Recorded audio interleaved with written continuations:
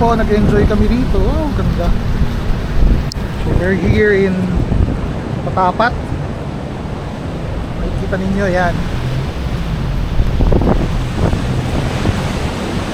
Basta ng hangin, baka magitawang ito.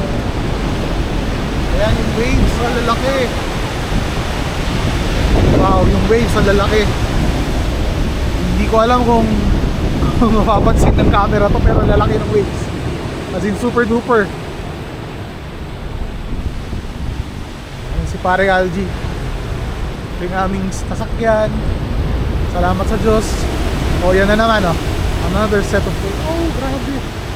Oh, naku. Wow.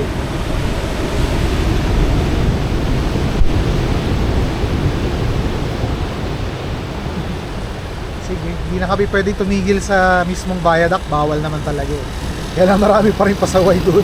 Tumitigil pa rin sila sa gitna yung mga sasakyan. Labo ah. Anyway, be safe everyone. Kung saan kayo masaya, gawin nyo. Pero pag may nangyari, huwag nyo sisihin ng iba. Okay, bye bye.